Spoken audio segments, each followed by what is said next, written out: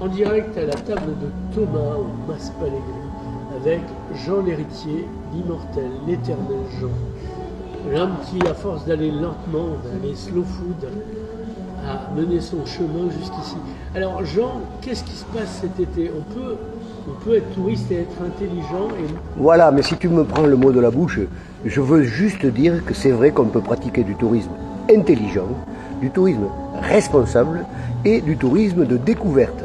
Et un moyen simple, c'est par exemple de venir dimanche 27 juillet à partir de 18h à Elne. Pourquoi?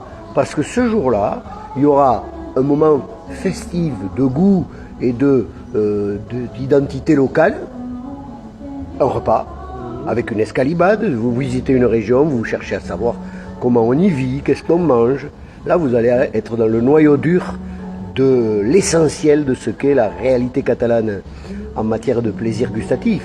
Parce que quand faut-il manger des tomates et des poivrons? Maintenant. Ils sont bien mûrs, ils sont juteux, ils sont croquants, et vous goûtez la recette de l'escalibade. Donc vous allez avoir des producteurs, on va manger leurs produits sur le site, et après ce plaisir agriculturel, on va passer à un plaisir culturel. C'est-à-dire qu'on va écouter un concert d'habaneras. Alors qu'est-ce que c'est?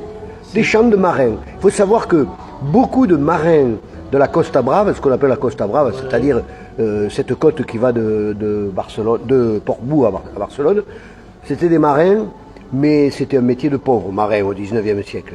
Et quand l'Espagne a voulu coloniser un peu plus Cuba, beaucoup de Catalans sont partis à Cuba tout au long du XIXe siècle.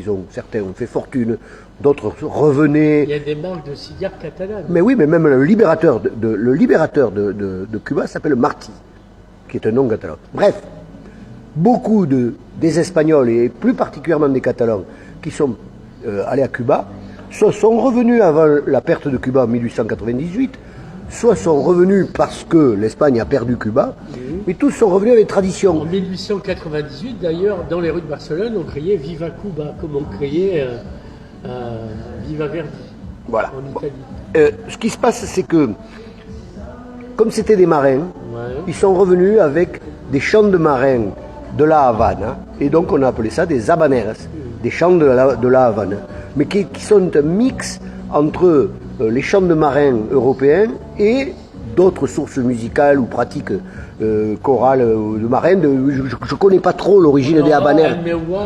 Alors, le plat plus connu, c'est El Mewabi, mais surtout, on aura plusieurs coyes de chanteurs.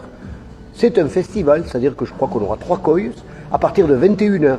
Donc, premier temps, c'est l'estomac qui prend plaisir avec la catalanité.